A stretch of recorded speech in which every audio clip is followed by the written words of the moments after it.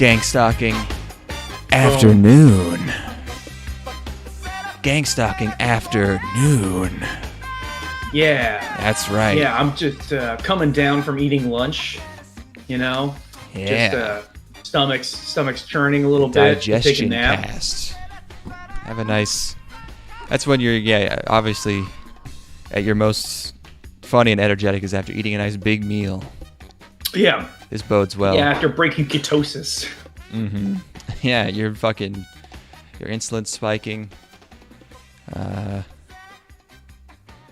this is already great. Yep.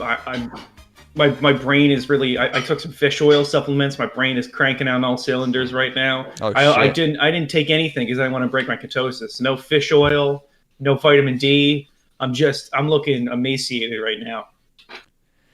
You're looking like Kevin Smith. Yeah, I'm crying right now. Your eyes watering? Staring into my camera, crying. Kevin Smith living in my head rent free right now. I gotta say, I've just spent.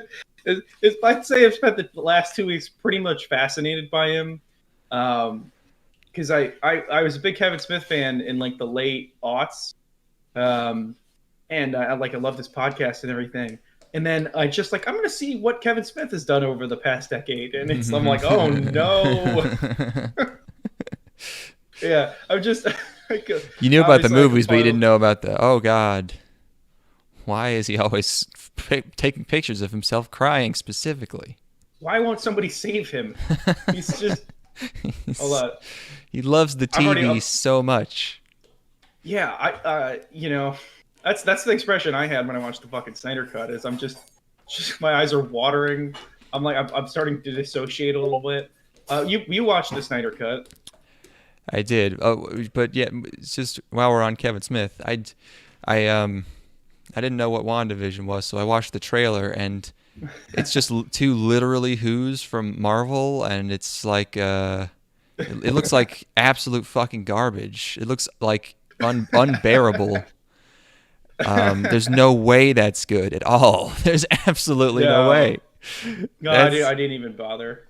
Oh my God. Ugh. Yeah, it's not on a streaming service. Thank you. No, thank you. Yeah, it isn't. I thought it was. No, I'm saying no. I don't send me anything that's on a streaming service, please. Oh, or at least that's exclusive to a streaming service. Theatrical releases only out here. There are no theatrical. Wait, you watched the Snyder Cut though? It's the theater of the mind. I feel see. like I was able to look inside of his vision for real. Nothing episodic. It has to be over 3 hours. Yeah, once you hit about the 3 hour and 15-minute mark, that's when my brain turns complete mush. That's when you can start enjoying things. Yeah. My mouth's a little agape. I'm drooling. My eyes are just kind of defocused, and there's bursts of light shooting into my eyes. And That's going cool. right out the back of my head.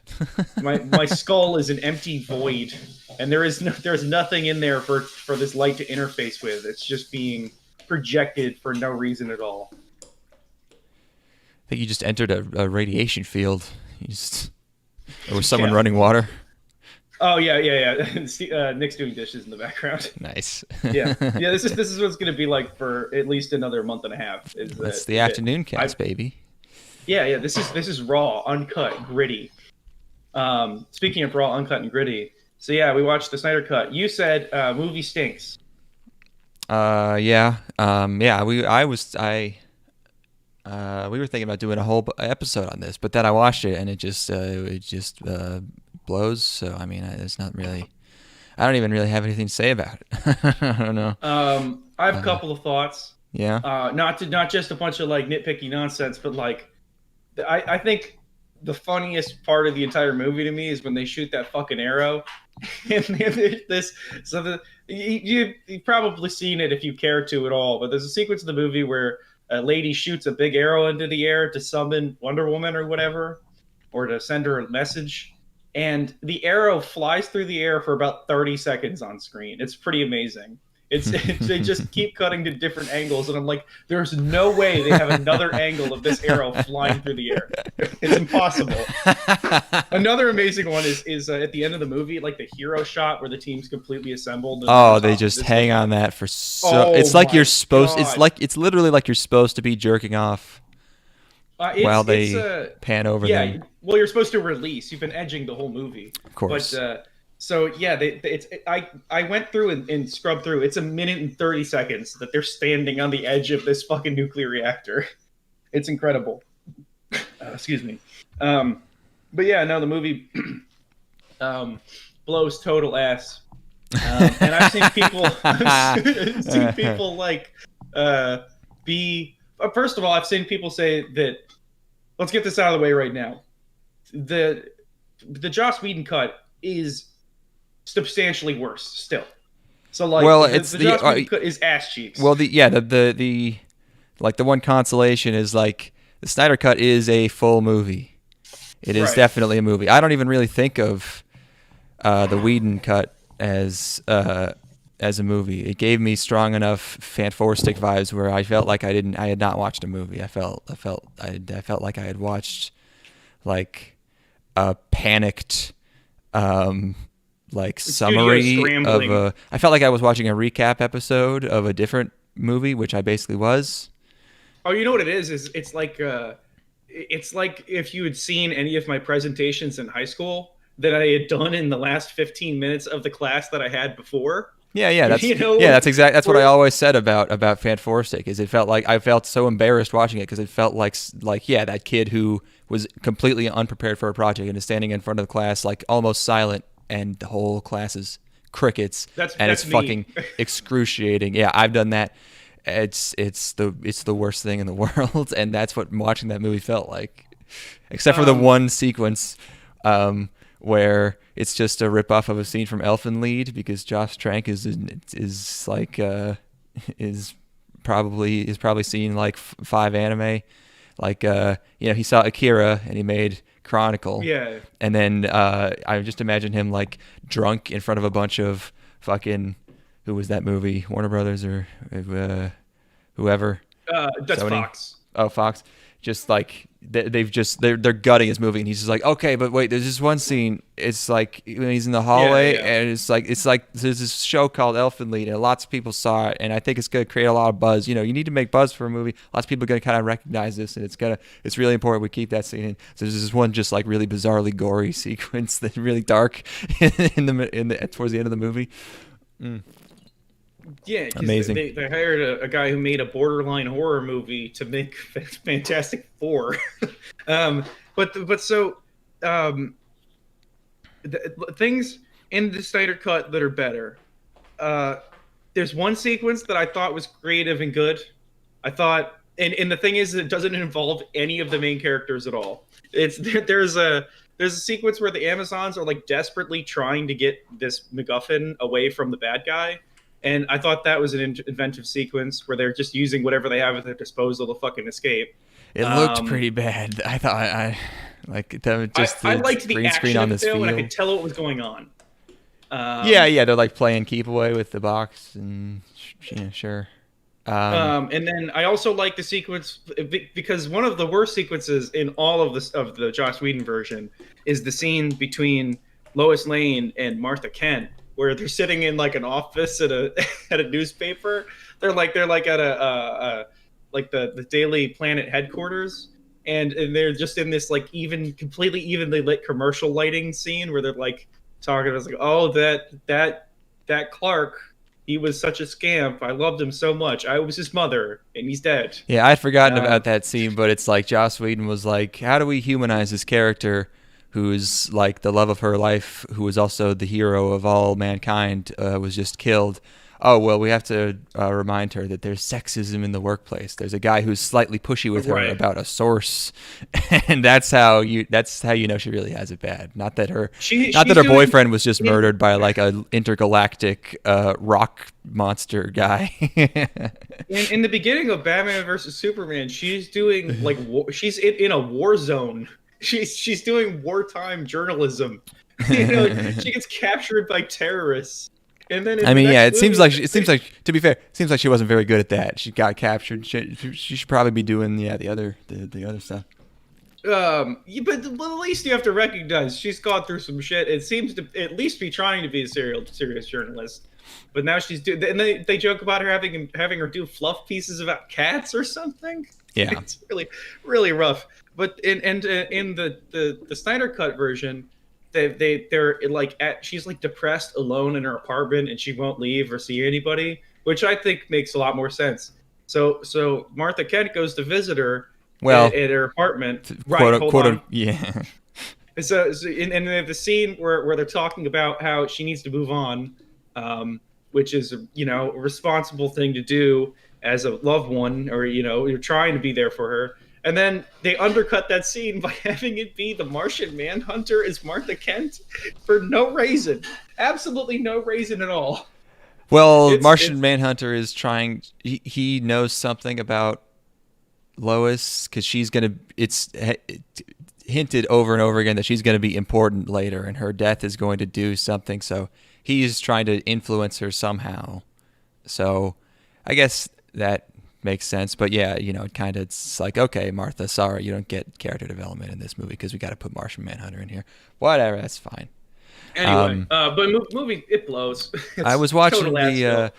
the Red Letter Media review, and like they kept talking about how like the Joss Whedon cut just added a bunch of jokes and quips. This fucking Snyder cut's nothing but quips.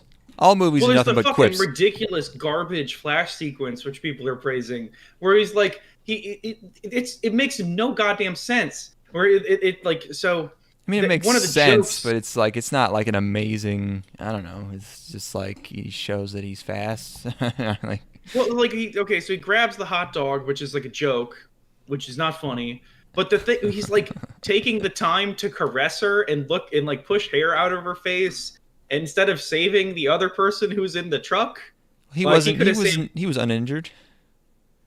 Yeah, Flash didn't know that. Flash don't got foresight powers. He probably He's got knew. that speed force. He's fast. He probably checked off screen. Um, but yeah, any other thoughts? Sorry, I keep cutting you off. I'm just there's I stewed over this movie for several days. The epilogue, Which one? like the one where they're like, this is the The nightmare post-apocalypse universe. Yeah. Uh, Yeah, that's all and feels like fan fiction, obviously. Well, people are like, they're like, yeah, he put that in there for the fans. Like, he put that in there to torture his fans who will never see this thing that they're gonna want. Well, Like, I mean, that's a future they're gonna try to prevent from happening. So it's probably just not gonna happen. But he's gonna keep getting visions of it. So like, because that would be impossible to make into a full movie, because it's like they're against Superman, so they're just all gonna die immediately. immediately. So that's like it's just gonna be like there's gonna be like 4 or 5 scenes from that alternative timeline that we see and that they avoid by doing some weird time shit, by getting another MacGuffin or whatever. But it's like they're not making any more of these movies. Just take the opportunity to wrap up the story. Like just like jettison all of that nonsense with the nightmare stuff and move on and just resolve this and give people a satisfying conclusion. I don't know. I don't know how much longer I want to keep talking. I want to talk about Streets of Fire. Sure. Well, yeah, I guess the only other thing I was gonna say is that like every character did get like a full amount of time and stuff to do and things happening to them. The character development, but the problem is I still don't like any of them. I don't think I like a single character in that movie. Well, people I have been praising the hate guy all who of plays Cyborg. And the guy who What the plays fuck? Cyborg doesn't give any facial expressions at all in the entire movie. In all of his sequences where he's not in the Cyborg makeup or in the Cyborg CGI costume, he's just completely blank. There's no expressions going on at all. There's nothing. I have no insight into him at all through his face. It's very strange. Yeah, he's totally flat.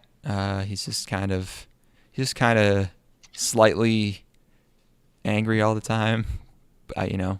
I guess he's supposed to be, but he could do something. Joss Whedon's solution for that was for him to say, "My toes hurt." I don't even understand the physics of how my toes hurt. Yeah, wow. That is something he should understand, considering he controls all computers and he's a computer. I'm just saying, He's also like a genius. He's like yeah, he knows graduating everything. magna cum laude. He took over an alien spaceship in like 3 seconds. Um, Yeah, so Snides got my sleep schedule got messed up because of that fucking turd. watched it until 2 a.m. on like a Tuesday. Fuck you, Zack Snyder. Zack Snyder, you ruined my life. And this it's like I've been watching anime pretty much exclusively for 10 years. It is my 10-year anniversary, by the way. So I remember around like winter, Congratulations. spring 2011 is when I really started getting into it, watching seasonal anime. 10 years now of watching stuff made pretty much for preteens. And this movie felt like I was watching something. I felt like I was watching something for. I felt like I was too old to be watching it. I felt like I was watching something for babies because everything was getting explained to me. Like they kept explaining what was happening to the point where I was like, dude, how fucking little attention do you think I'm paying to this movie? This movie's 4 hours. And also, I signed nothing up needs for this. explaining. There's one bad guy that you need to kill, and there's 3 boxes that you can't. Oh God! You know what's funny is so that awful. pretty much right before we watched Zack Snyder's The Justice League, Nick and I watched Lawrence of Arabia. Oh my God! Which is like the Holy tightest. shit. It's the tightest 4 hours ever made. Lawrence of Arabia and the bridge on the River Kwai. A lean night. It's in the Snyder cut. but it's like that movie just rips the entire time. There's no. We just watched Apocalypse Now the other night too, and it's like, Oh no! and it's like we're just watching straight dimes. Yeah. And these are long movies that like never once do they feel their length even for a second. And then you're watching the Snyder Cut. It's like you just extended every single shot by another 75% to make it. You just padded the runtime by making every single slow mo shot go on forever. It's 4x3, and everyone has like half the screen's worth of headroom above them the whole time. Yeah, and I'm like, you're watching Lawrence of Arabia, which is immaculately framed in 70 millimeter fucking Panavision widescreen. It's like fucking 3x1 or no, that's Ben-Hur or whatever. But it's still very wide. It's like 285, I think. 285 to 1. And there's not a single inch of screen real estate wasted. Yeah. It just makes you want to cry. We will never. It's gonna be 500 years before we make anything that good again. It is a 4-hour movie about one person. It's the entire. Yeah. It's about the one guy, and like there are side characters who you fall in love with in a single line. There's this one sequence where Auda, who is a warlord in Arabia, and they're enlisting his help they want him to help create an Arab state, and he's like the Turks pay me a fortune of gold, and I am poor. Why? Because I am a river to my people. And all of his people behind him just start losing their shit. And it's like, it just gets you amped. And you're already like so far into this movie, and it just, god damn. Fuck. That It's the sounds sick. sickest movie. Yeah. Yeah, it's so sick. My Roger Ebert's 4-star review of Lawrence of Arabia is so sick. Speaking of movies that are sick, again, Streets of Fire. Yes. Yes. Well, also, hold on. I'm building up suspense here to Streets of Fire. Last time Steve and I hung out a couple days ago, we were cannot think of movies to watch, but he reminded me that he had never seen Independence Day, Yes. which is of course a classic. So we got through an hour of that, and he fell asleep, and I just left. But the I don't know. Most notable thing about that is that there was an an exterior shot of SETI, the satellites. Yeah. And it cuts to the inside. You don't see anyone yet, and Steven goes, "He's gonna be wearing a Hawaiian shirt," and it pans up to the guy, and he is. Nice. And I went, "Holy Nice. shit, dude!" Steven's on fire. He's Didn't he just call the twist in a movie recently or something? he called no, not Miller's Crossing and Barton Oh Fink. no. He Martin called Fink, he yeah. called John Goodman, and John Goodman is they set him up so much that he I don't know, that was a really good call because he's the only he's so much of a doofus. They go out of their way to make him too much of a doofus and too aw shucks mister for the whole movie, and he's the only likable person in all of Hollywood, which is where it takes place, and then and then there's a sequence where he walks down a hallway and it lights on fire behind him as he shoots people with a shotgun, and then he holds the shotgun to a guy's head, and right before he shoots him he throws in a little "Hail Hitler" and he blows his head off. It's so fucking good. That movie was made to confuse critics. It's so fucking funny how he just tosses in a little "Hail Hitler" for no reason seemingly. But yeah. Oh yeah. You guys So watch Independence Day? half of it. Stephen was a tired boy.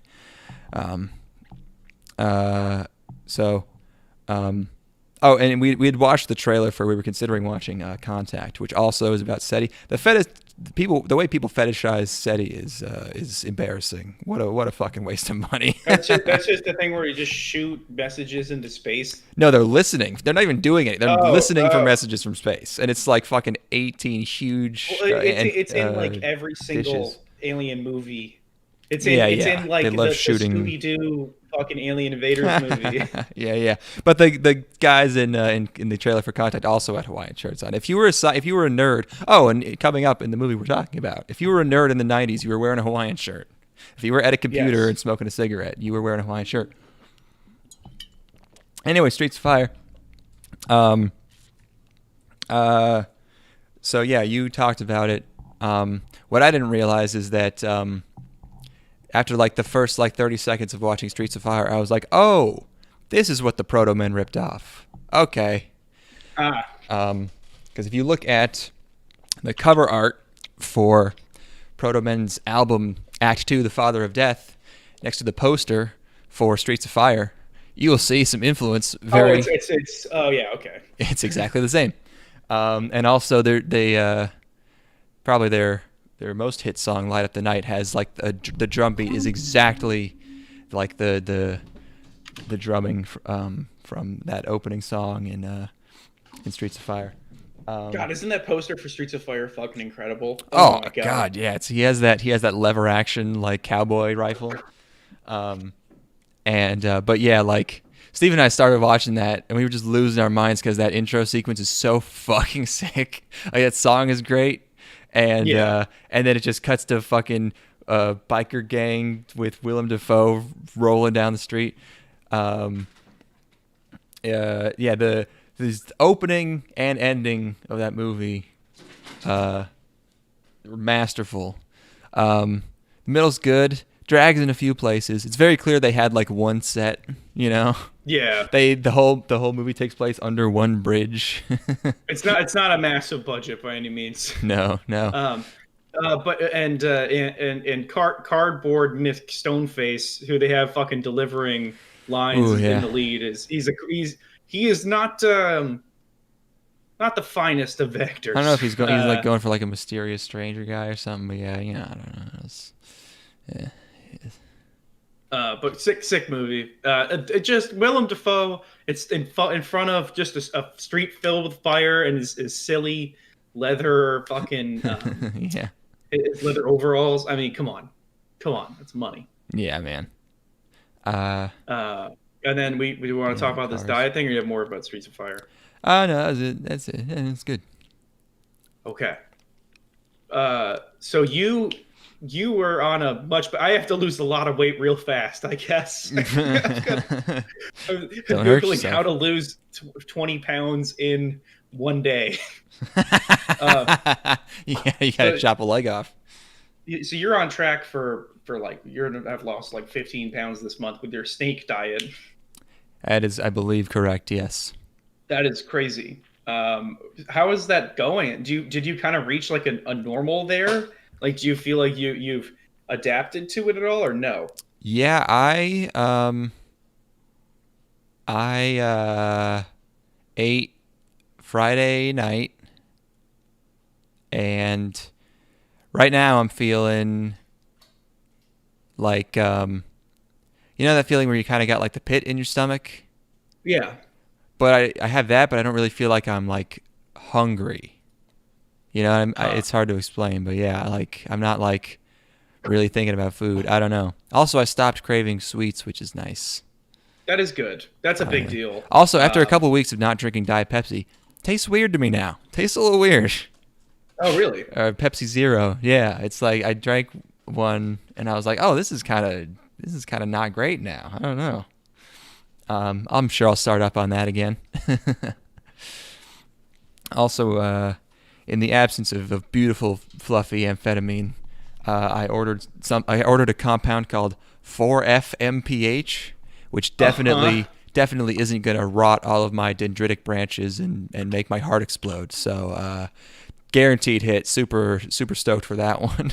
I love how it has MPH in the name. Why? That's What's just oh and insane. oh, right. Well, it's methylphenidate, which is Ritalin, but it's Um, 4F Ritalin, so it's different, I guess. I don't know. Uh, I yeah, I've got an appointment with a psychiatrist scheduled. So I'm gonna see if whoa. I can give myself. I'm gonna be the Addy Daddy. I'm gonna be They I'm gonna be they're cracked not up. gonna give you Addy. No, who prescribes Adderall anymore? I mean, it's just like Ritalin is so much more like gentle on people and less addictive. Like I feel like they're just gonna give you fucking Ritalin if you say you can't pay attention or you're tired or shit. We'll see. I've Um, got my ways. If it's a lady psychiatrist, I'm on the Addy zone for sure. It's no question. If it's a dude though, you he'll think? probably see right through me. Yeah, I don't know. You need to have some kind of like. I tried Ritalin once, and it just I felt it it was I don't know. You need some kind of. Yeah, I can figure it out. But yeah, so that's coming up. I did OMAD.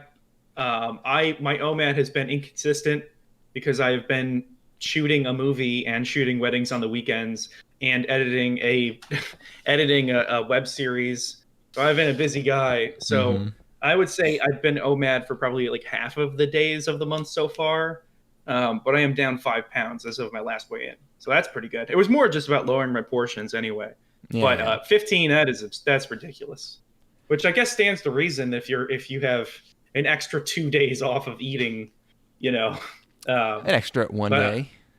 I admire your dedication, my man. That's insane. Thanks, pal. Yeah, hopefully Um, I can really purge myself and abuse the final weigh-in day as much as I abuse the initial weigh-in day. And just oh, like just the no water. yeah, zero water and like yeah, just totally emaciated. Um, so and also the last thing we have on the list here, I think, is that I know what happens in Evangelion and you don't. It's Na true. na na na na. Uh-huh. Um, I'm so pissed in the back of the school bus right now. My ask arms are crossed. ask me anything Um, about Evangelion, baby. no. Okay. What do I want to know? Does Mari end up being an important character? I don't know. You fuck. I can't answer that one. Okay. That one's too important. You Just need to ask me general, like, do I how many think? Evangelions do I got? Well, I don't know. What? How many Evangelions be in the movie? That's I didn't watch it. I need exact numbers. I don't I probably I don't know. I mean, I actually don't even really know what happens in the plot because all anyone cares about is like the shipping implications. Because it's just like in the last scene, like, oh, this character was next to this character. Oh my God, they're Oh, married. You know, it's yeah, like, yeah, of course. I mean, I guess that's sort of maybe that you could take that as being implied, but I don't know if it's really, I don't know if Ano really sets everyone up at the end, but I know how it ends up, and it's interesting. This is like where people do no spoiler reviews or like no spoiler podcasts of things, Sure. where it's like, well, I guess it literally is that, huh? Well, uh, yeah. I it's mean, like, yeah. So I got to the end of the game, and I have to say, the way that things resolve, kind of surprising. You're going to be surprised, and it will be interesting. Anyway, well, I'm excited to watch it if it ends up getting released on streaming services, and as soon as I shore up my Japanese and watch it legitimately, um, I'm excited. I don't know.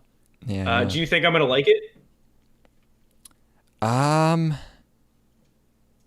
I think you'll like it better than 3.0, but I don't think it's My gonna. world's not going to pop my gourd. Yeah, I don't know. I mean, I think it's probably gonna be satisfying enough. You know, it's not gonna I'll feel take like it. they. It's not gonna feel like they uh had to put this together because they were sort of obligated to after 9 years or whatever. I'll take it. That's all I Yeah, need. there you go. Uh, isn't that one crazy long too? It's like 2.5, yeah, or like 240 or something. Oh, well, that's nothing to me now. It means nothing to me. Um. Anyway, we watched another movie. Also, I cut my own hair. How'd that go? Better than I expected. Why Um, wouldn't you just get Steven to buzz you up? Steven. What? Yeah, Why Steven? I don't know. You can get the back of your neck, get that neckline looking good. I set up a webcam so I could see the back of my neck. Oh, I see. Not even two mirrors. You can get it Well, no, look if for two the best. mirrors, my head would get in the way. No, you need the camera behind you, and then you're looking at the laptop Oh, that's tough. screen. It worked out okay. I mean, it looks better than it did before. It was retarded before. I Nice, think the last time I got my haircut was before Thanksgiving. dude. I hadn't had my haircut since like June of last year. It was insane. Whoa, It like yeah. I'll have to send you a picture of what I look. Hold on, I'll send you a picture right now. Just the rat tail was just, or not rat tail, whatever it's called when it's just way too long in the back. Here, let's see if I got this picture of me before. I'll try not to put it on the on the stream. I'm sending it by text. Ah, That's what I had going on. I had to have a bandana to keep my hair in order because it was getting so fucking ridiculous.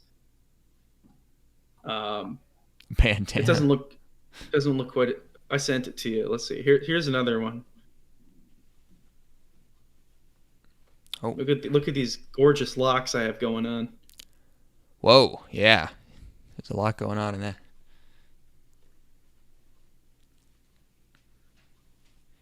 Hey, you look like a movie director. It's true. It's true. It's That's the tired eyes that really how do many it. months of growth is that? It doesn't even look that long. I Looks think I had gotten my looks. haircut in the summer of last year. And when were these taken? This was a month ago. Okay, wow. Yeah, it looks like it just gets more like unwieldy than long. Like it's That is exactly what happens. It just goes all the way up. huh, Um, interesting.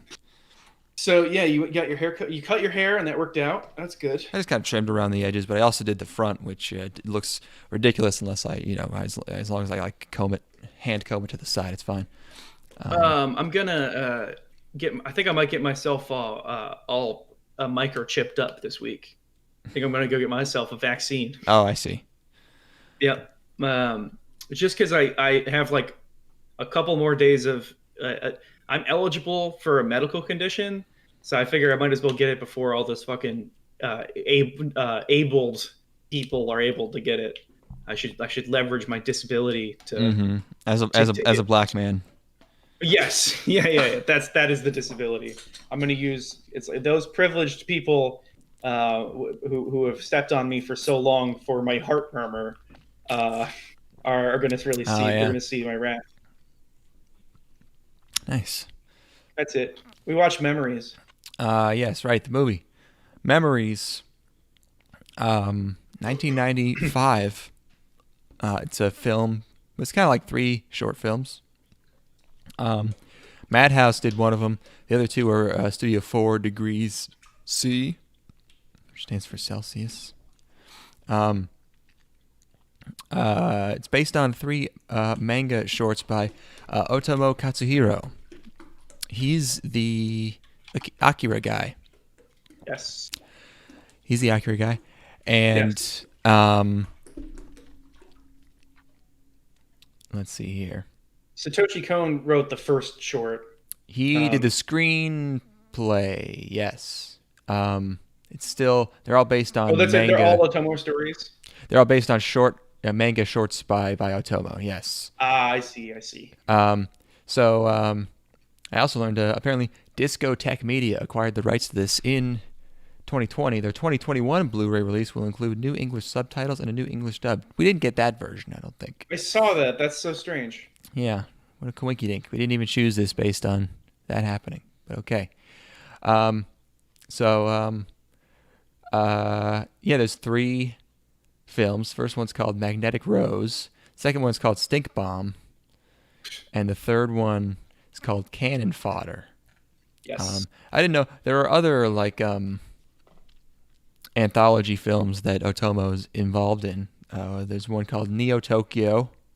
That's Yes. 1987. He has a short in that, or a short based on. I think he directed a short that's based on something of his in that one.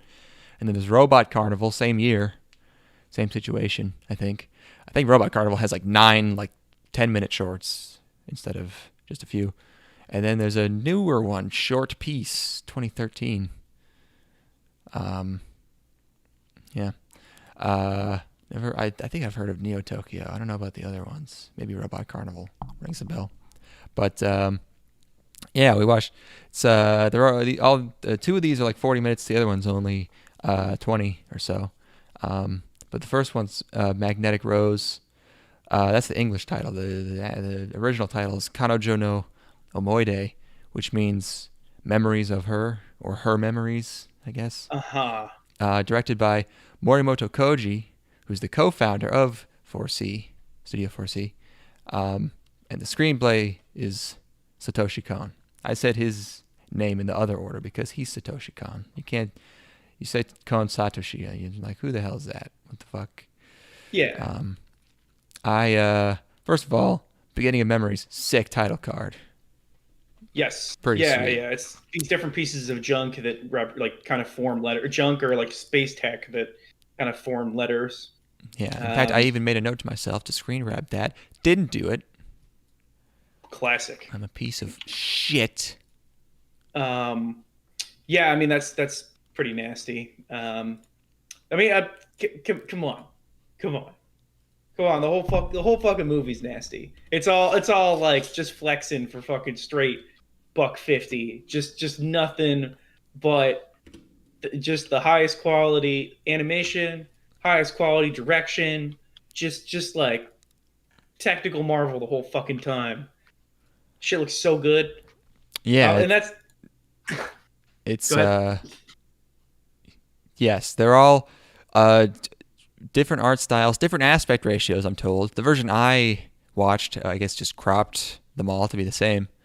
But originally they were all in totally different aspect ratios, and the Stink Bomb totally is like 100% Akira character design. Like those dudes look so Akira. yeah. But Magnetic Rose, this is psychological sci-fi about some space junkers or scavengers, I guess. Salvagers, scavengers. Yeah. I think scavengers Yeah. basically. Or they're cleaning. No, they're definitely scavenging because they're taking the good stuff. But then they're destroying the junk. So I guess they're doing both. But they get an SOS. Very So a lot of things you've seen before in like Space Trucker. Like there's a mysterious SOS and there's a weird ship where weird stuff's going on. Um, Space Madness. It's a Space Yeah, Madness episode, but it's basically like a sci-fi haunted house that they find. Um, it's like a Twilight Zone episode or something. Like it's just kind of really Totally, simple yeah. narrative. I mean, Um, that's it's an anthology. That's kind of yeah, that's what you're yeah, gonna yeah. get in a yeah. So yeah, it ends up being like they they walk into this weird, mysterious like ball of junk where an SOS signal's coming from. They start hallucinating. Weird stuff happens. They first of all they walk into this like huge, ornate like That mansion. sequence is so fucking awesome. It's Absolutely it's wild. It's so good. it's because Yeah. it is like you just transported the most elegant mansion, you know, like this like most opulent mansion into the middle of goddamn nowhere in space, and it's like just such a you don't anticipate it at all, and the reveal is it's pretty outstanding. Yeah, I knew this Really one knocks was you going for to a be loop. the most psychological, like weird reality bending stuff because it's Satoshi Kon. And yeah, totally. This is so him. Like everything is weird. Stuff's disappearing and reappearing and falling through Yeah, shit and people be clipping having through. visions, but are they holograms? But are they visions? You know? Yeah, things are there. Yeah, there's things are there 1 second, then he looks back, looks back again, and they're like dead and decrepit, and it's so. But yeah, just you see nothing but junk, and it's basically like it's Space Trucker aesthetic, and then they walk into this huge Victorian fucking like Italian dance fucking Like ballroom, like ballroom. Yeah, just right, like right. yeah, With this huge painting of this lady, and this lady like doesn't look quite right. Like she's kind of dignified looking, but she's also like very. She's got a chin on her, and they're just wandering these hallways and learning about this who this lady is and what the fuck's going on. And so it takes place in 2092, but they find out that she was a like a an opera singer. yeah, a widely famous and well regarded opera singer, and they learn about her whole life by just like exploring this mansion and looking at all these pictures, and um, Well, eh, because she was famous too, they're also able to like access like public documents and stuff like newspaper articles and shit. They'll pull it up on the ship and report down to them or whatever. Just little bits of information. yeah, and Um, it doesn't make sense because she shouldn't be there anymore because she should be far long dead, and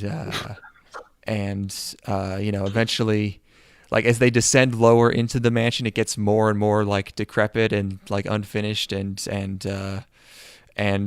the hallucinations start like getting to they start you know not being able to distinguish them from reality, and it's basically ends up being like a it's like she's like some it's like she's like a black widow like luring men in to be the replacement for her dead singing partner who was murdered. It turns out she murdered him, but she you know she gives them like visions of what they want. Like the one guy wants like to see his family again, so yes. she brings his wife and daughter in, and he's able to break out of it. But his sillier, more comic relief Tarzan looking friend, who's also exploring the mansion with him, just wants to fuck this lady. So Yeah. he's like in a field, like wearing a fancy suit, like just like kissing her hand and stuff. And he's not. He Because doesn't really have the. homeboy just be talking about like when he gets home he wants to bang one of these two girls. He wants to buy a house in California. That's a good So piece of it's foreshadowing too, by the way, because he says with all this junk in space, we could build a house in California, and then she ends up building a house out of junk. right. The other guy's house. Uh, yeah, And his desires are more base and primal. And yeah. he's more easily allured. You get the idea. You get the He's idea. horny, and the other guy's a family. He's a family guy. But yeah, there's tons of um, amazing imagery, and it's just a really fucking tight piece of psychological sci-fi, and it's fucking great. Yep. Um, And like I said, it's like basically a haunted house, and putting it in space, I think makes it really cool because there's just like, the last shot is of. Also, they blow it up in the end, but the explosion makes it look. Makes the ship resemble a rose, which there's been a motif of roses throughout the whole thing, and it's it gives it a cool sense of scale that there's just like this weird thing floating in space somewhere that just contains the entirety of this unknown person's life that ends up being very storied and has all this drama that you'll just never know about. But if you happen to come across it, you'll go fucking insane. I need to change the images that are in this Discord channel right now because I've been staring at Kevin Smith's bloodshot eyes the entire time. Why did you post it again? I didn't know if you're gonna put it on the stream. But I already put it on the stream. It was what we started out with. Well, this is from I put it there a while ago. But it's from today at 1:26. I just realized he's been staring out at me this entire time, and I'm like, why am I on edge? Because there's the two things on my screen right now are a gun and a bunch of pictures of weeping Kevin Smith. It's just like, you want to talk about foreshadowing? You're going to see me in the news. Current mood, just a gun and Kevin Smith crying. I'm going to look at this Golden Boy t-shirt instead. There you go, yeah. Can you hear me? Yep. I'm going to look at this Golden Boy t-shirt instead. Yeah. That Magnetic Rose episode, it's a ripper. It, like you said, just really tight piece of psychological space thriller stuff. It looks incredible. Animation's fucking ridiculous. You already know. There's a lot of amazing camera moves as well, like the wrap around like the characters and stuff, and it's totally fluid. Lots of hand-drawn spaceships and stuff. Come on. Mm-hmm. What more do you want? Yeah, and it's called Memory because like the lady, we see a shot of her like she's long dead, super skeleton in a bed holding a rose, and so somehow like she after she like became despondent after killing her man, she like built this, like it's like that story of that lady who like. Or maybe it was I forget who it was, who just like kept building on to his mansion and had all these fucking crazy like trap doors and secret hallways and shit. It's sort of like that, but but just like crazy like heartbreak driving you to create a madness mansion with this like AI computer that like maintains your past life for you, so you can relive your past memories and then it just like stays there forever. Very very high concept idea. It's great. Yeah, and I love that she like there's the kind of an underlying component of this where like these space truckers are they're living their lives and getting by or whatever, and they're separated from their families, whereas she's this like uber wealthy person that is able to create this artificial existence for herself to maintain a fantasy of a family that she or like her husband that never really existed in the first place, so like getting away from Earth or wanting to go back to Earth just to see something that's real. I don't know. There's a lot of great stuff going on here. Come on. Yeah, it's sick.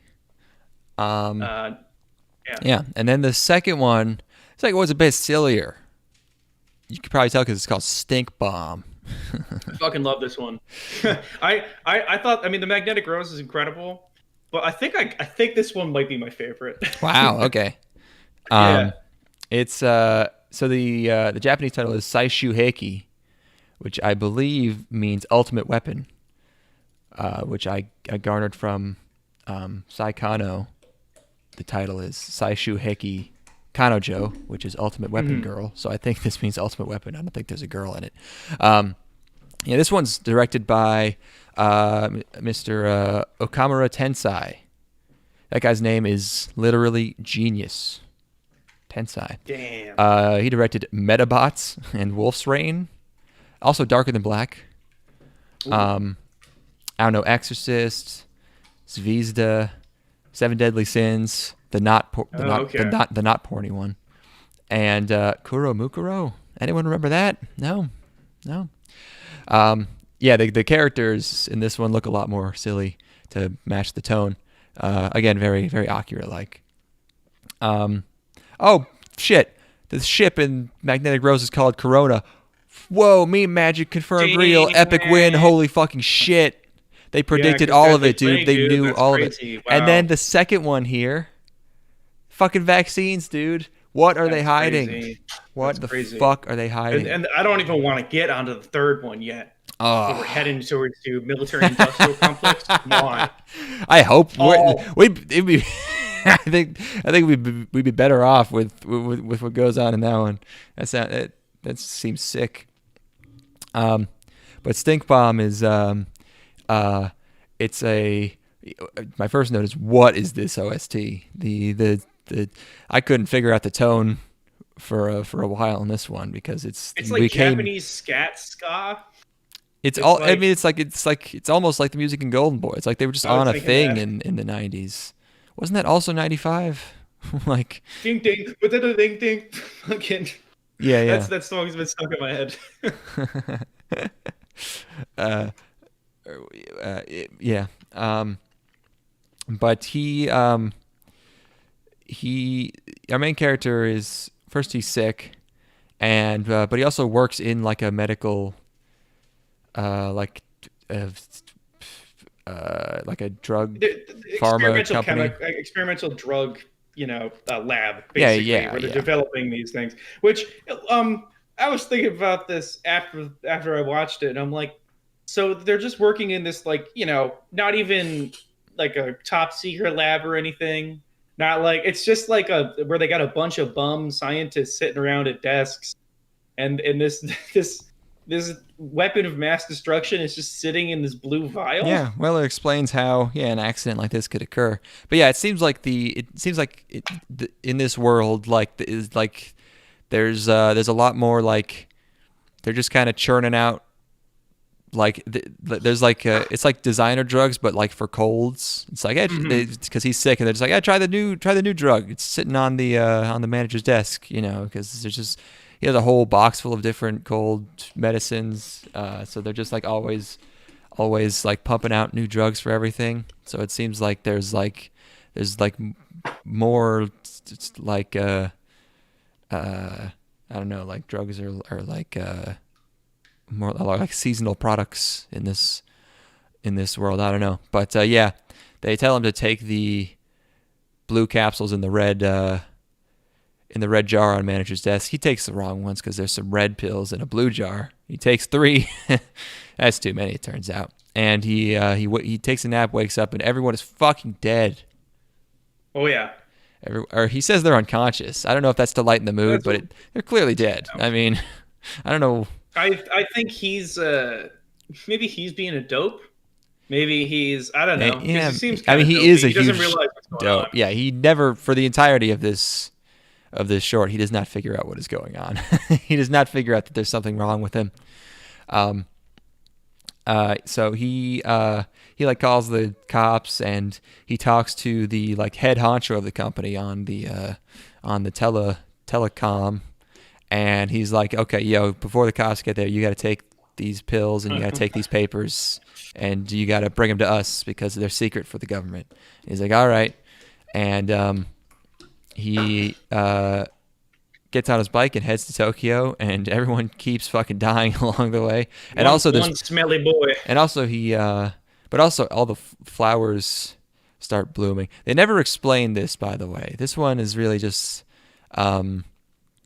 this is just some weird MK Ultra thing where it's just like they discovered something that stinks real bad, but it also plants dig it. I didn't dig into this any further. Wikipedia says this is based on an actual event. I'm not sure how true that is. There's probably some experiment where a guy stunk for a while, but I don't know if this is, I don't know if they tried to blow him up. But yeah, he's another Golden Boy parallel is he's just riding down the street, very excited, and just murdering everyone and making nature beauteous along the way. And there's cherry blossoms everywhere, and everything's colorful and like springtime, even though it's the winter. I And think the Golden Boy. It reminds me of Golden Boy, which makes me happy. I think that's maybe why I like it so much. Is that residual afterglow from watching Golden Boy? you yeah, know. um, uh, yeah, and oh, by the way, in the first one of the first scenes, there's a not so subtle reference to the director on the intercom. They call the director to somewhere on the intercom. Um, so when he took the pills, like I was thinking like, okay, um, he's probably gonna get real gross somehow because it's called stink bomb. But also I was kind of hoping he would just like start tripping balls. I was waiting for someone to Mhm. walk in and be like, "Oh man, you took those? You're in for a hell of a ride, buddy." Like Joey Diaz walks in and is like, Yeah, yeah. "All right, those ain't gonna cure your cold, but you're sure gonna forget about it because each of those capsules is 500 milligrams, dog." Listen here, Jack. You gotta get to Tokyo as fast as possible. 'Cause if you don't, here's the thing, Jack. If you don't get to Tokyo, you're gonna fucking lose your mind. You're gonna want to get. Yeah, if you're out in public when these things hit you, you ain't never coming back, Jack. You're gonna be fucking gone, brother. Yeah, Joey Diaz. If you're biking as hard as you can, you're not gonna be able to tell that you can't fucking see, okay? Because these things are gonna, I don't know. Can you imagine what one Joey Diaz edible would do to you? Can you imagine? Yeah, it would make like, me just- throw up and then get really dizzy and throw up more and want to die. I mean, it wouldn't be like a crazy, like space No, I'm travel. not saying. I'm just thinking about the paranoid nightmare land I'd be living in. I wouldn't even be where paranoid. I'd just be like, oh fuck. I don't think you'd be. I don't Yeah. think you'd be able to be paranoid because you'd be asleep and also puking. I don't know.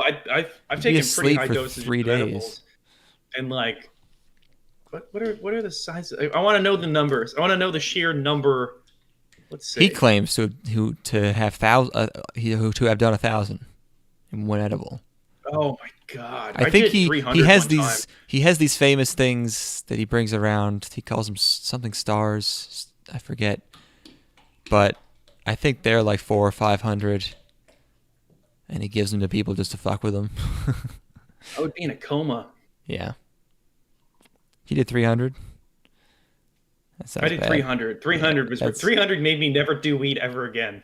Yeah, 300 that's 10 times a very high dose.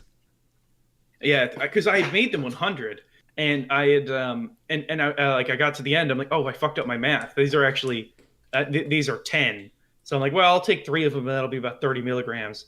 And then I looked at my math again, and I'm like, uh oh. Got to triple check. And boy, I mean, yeah, like that was what made me stop smoking weed forever. It was because every time I've consumed since then, it's just been Yeah. it's been that experience all over again. Yeah, rough. I'm gonna go pee real quick. I'll be right back. Okay.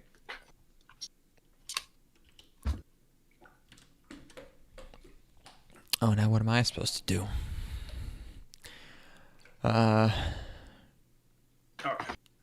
my bathroom is occupied. Oh, I was like, Jesus, how did you? Yeah, this is like it's like it's his trip to Tokyo or attempted trip, and it's like basically it's as much a comedy about a really stinky guy as it is about like the incompetence of the JSDF because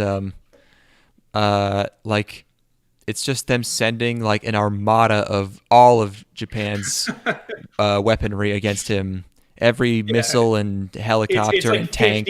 50 fighter jets coming in. Yeah, F-14s are just fucking launching sidewinders at him, and like he's fine. His clothes are a little tattered up. Like the tanks are like piling up on the road, and just like they can't do Blowing anything. themselves up. And meanwhile, in like the control room, like I think it's really funny how they have a black American guy who's going to keep them from doing the obvious thing of just killing him, or he's trying to at least. That's hilarious, and so yeah, it's just like there's a really short like commander guy in the control room, and he's just pissed because they're just trying to Yeah, take he's this like one jumping dude over out. tables and chairs and stuff to get in people's faces. Yeah, nervous scientists trying to explain how badly they fucked up and why, and they're just like, what?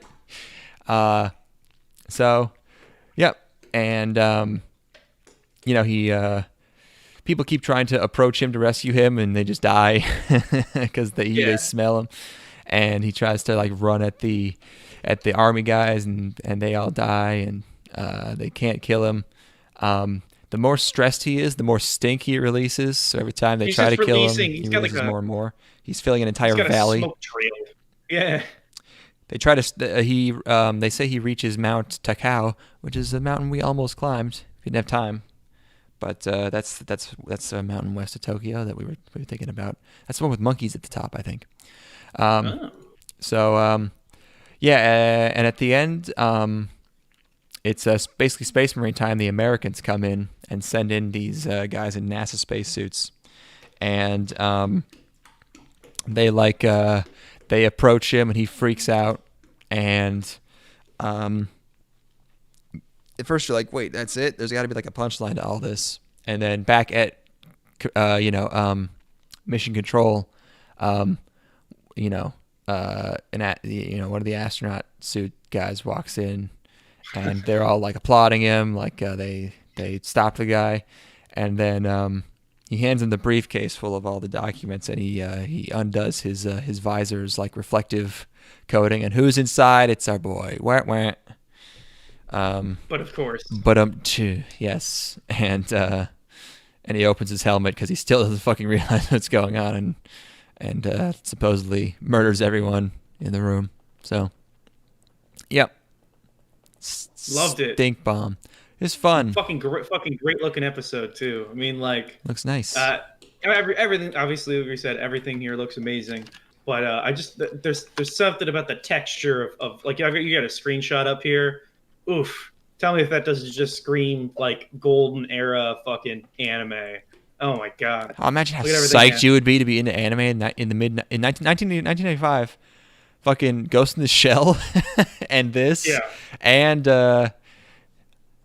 I keep thinking Golden Boy is 1995. If I'm wrong about that, I've been saying that too much. Anime's, it's only going to get better from here, guys. If this is how good it is right now, fucking Evangelion's coming out. That's 95. That's why people. It is. Oh yeah, and then 96 was Eva. Yeah. I guess I understand why people were so pissed about Moe in the late 90s, because we had a bunch of this, and then it was like I don't know, fucking. Even Card Captor Sakura was great, though. I don't know what people were so pissed about. I just watched a bunch of clips from Sailor Moon recently. I've been on a Sailor Moon. That was early 90s, but sure, yeah. And it's just the best ever. I'm watching the original dub with all the silly, ridiculous voices, okay. And all of the drama that they get into, and like, obviously there's the thing where like there's the two girls who are lesbians in the original version and cousins in the American version. They're not lesbians. I mean, it's like joke. It's like a gag. Dude, it's like 50 sequences where they're just staring into each other's eyes with bubbles in the background.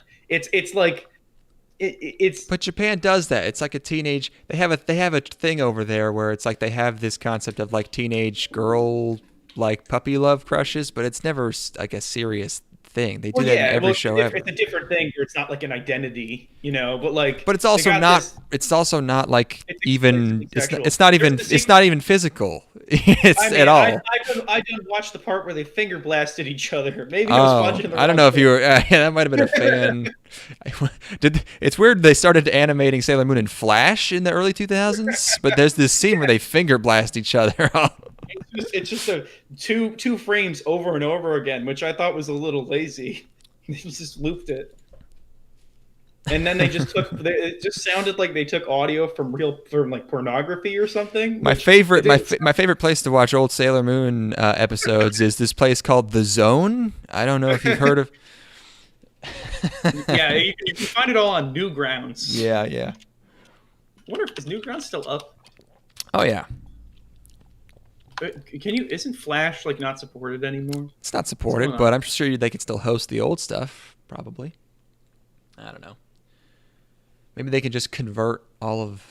Well, no. Yeah, I don't know what they're doing. So yeah, that was Sticky Bomb. And then the last one is, when it comes to anthologies, I always think you and on the longest, most Yes. like high production Substantive. value one. But this is a shorty. This is only like 20 minutes. Cannon fodder.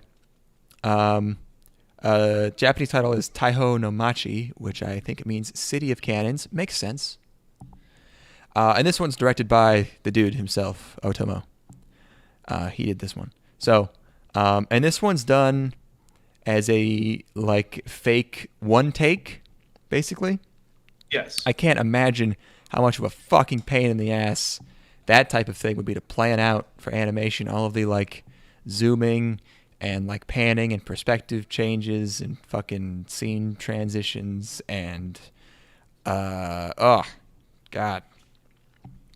And It's sick aesthetic. When you first realize like exactly what they're going for and how hard they're committed to it, it's like, okay, nice. yeah. And it's probably why it's only 20 minutes. Like, imagine extending this over a 45-minute sequence. Yeah, who? And I mean, there are some things in here that just kind of look like JPEGs rotating awkwardly. But it's and the art style is the most dramatically different. This is the one that this has a very this is a very very this is a very short film art style. This is the exact art style I imagine when I picture foreign short film. It reminds me of like Russian animation or like Polish animation. Shit coming out of that place where it's very sketchy. Everyone looks like a zombie. Or like made for Netflix animation from like Ireland or something, Yeah, fucking Czechoslovakia.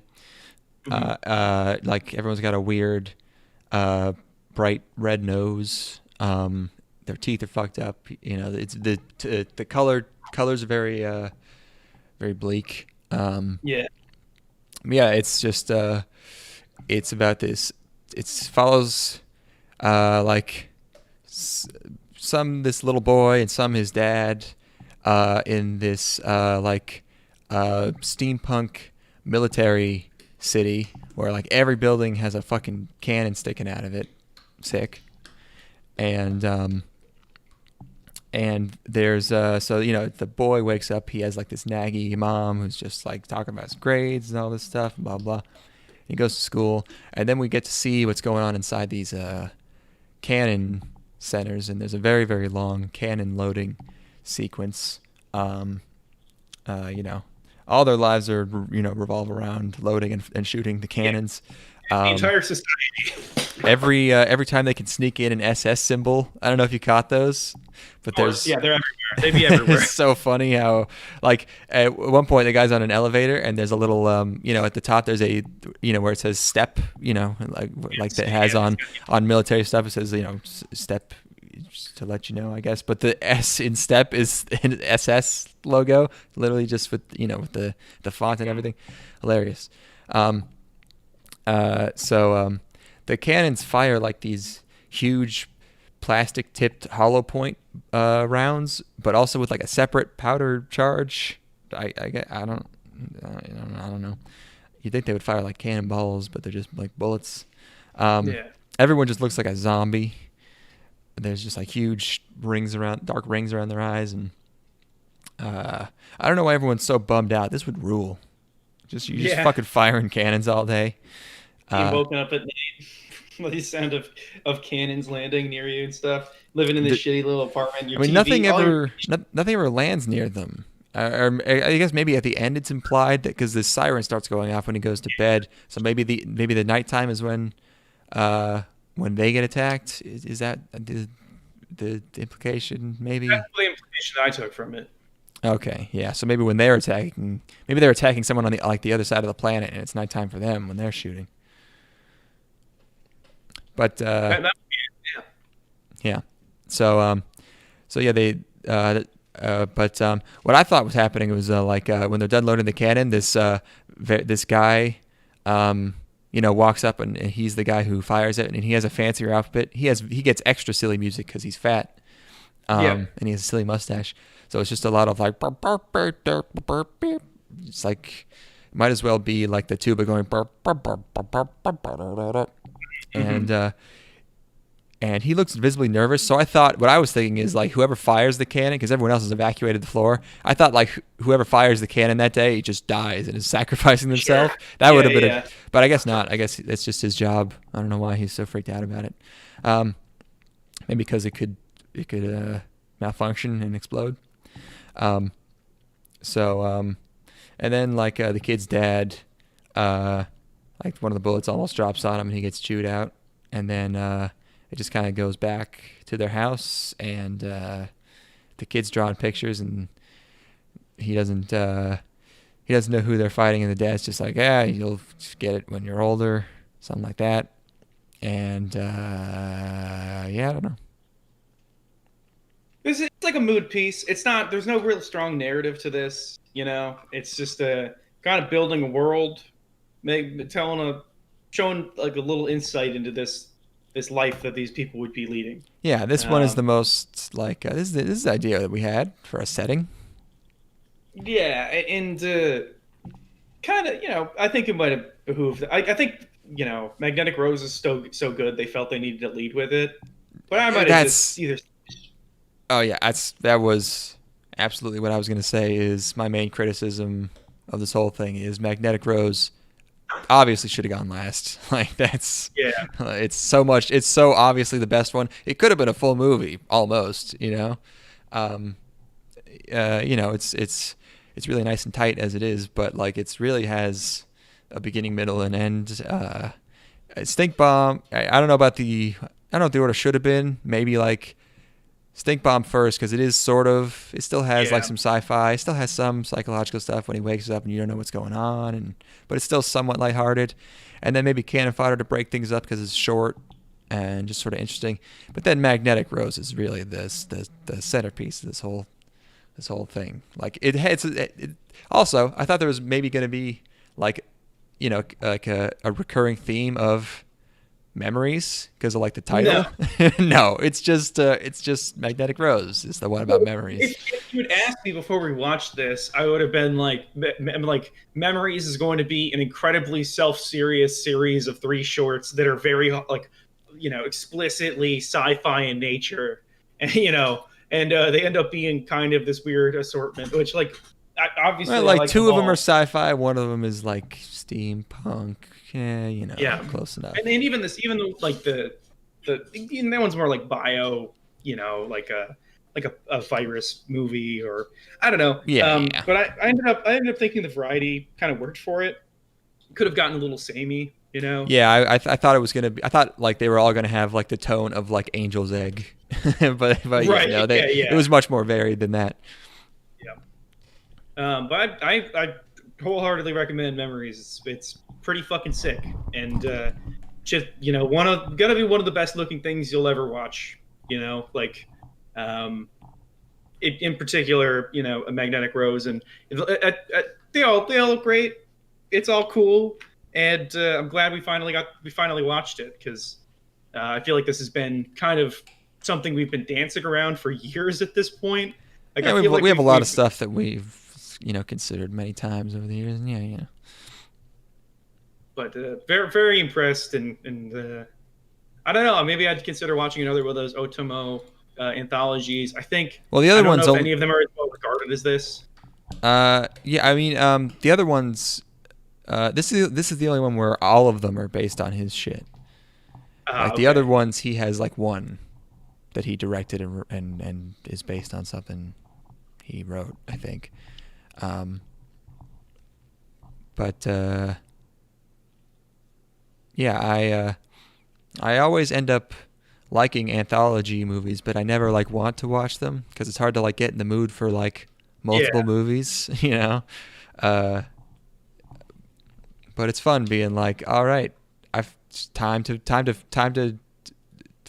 feel something different. We're done with that one. Yep.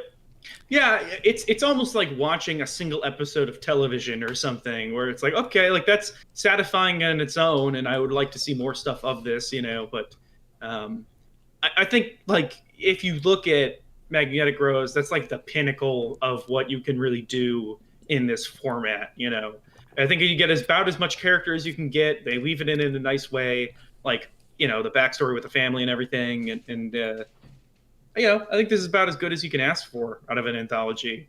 It made me think about going when we watched all watched the VHS movies, and like Yeah. how a lot of anthologies are like there's like one good one and the rest of them are pretty much trash, and these are all of high enough quality. They're all pretty damn good.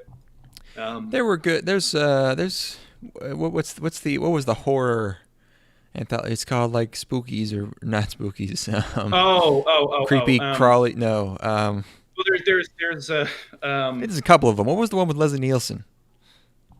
Where he buries those people in the sand. Creep Show. Creep Show's great. Okay, yeah, Creep Show, and then there was another one we watched. What the hell's the name? I always think Spookies. It's not Spookies.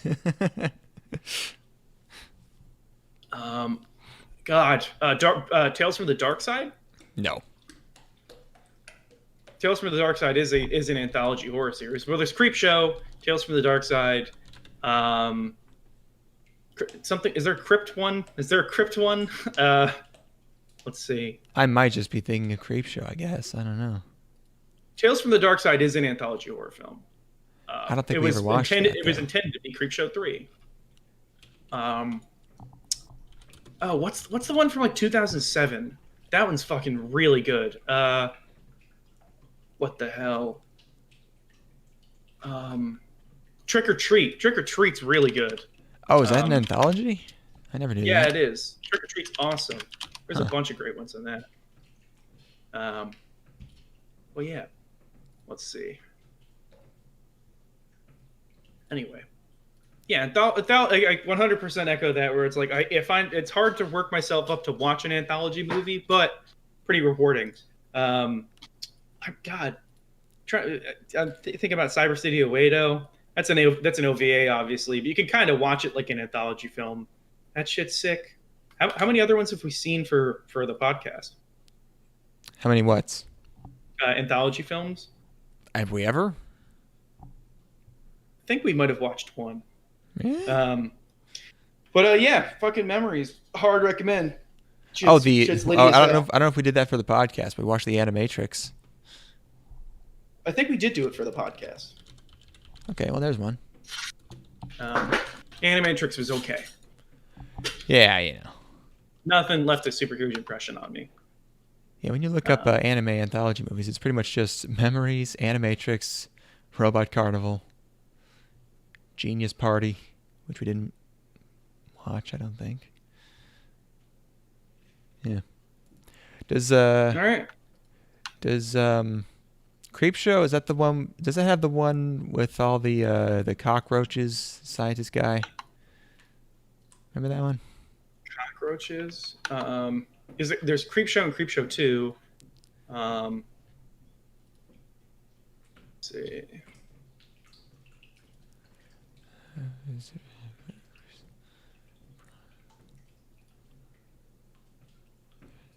So the ones that come to mind immediately are the one with Stephen King, where he gets infected with some sort of like He's the farmer? plant virus. Yeah.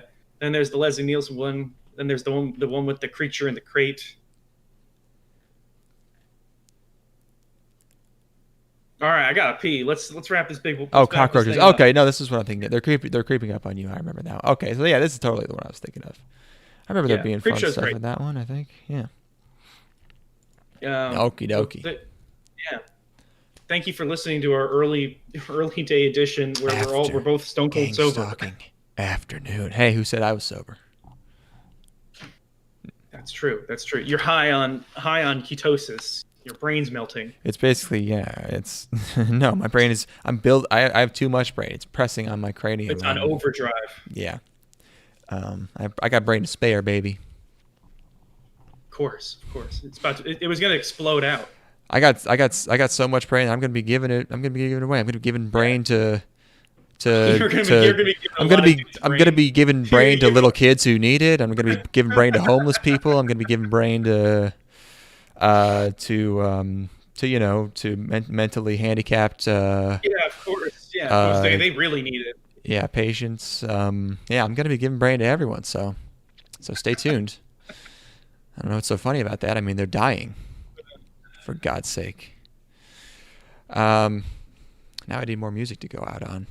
I'm just gonna pick a random track from Stink Bomb again, I guess. That first one was Nobuo's Grove. How about Nobuo's Grove 2? Hell yeah. See you next time, everybody. Bye-bye. This one's more dramatic.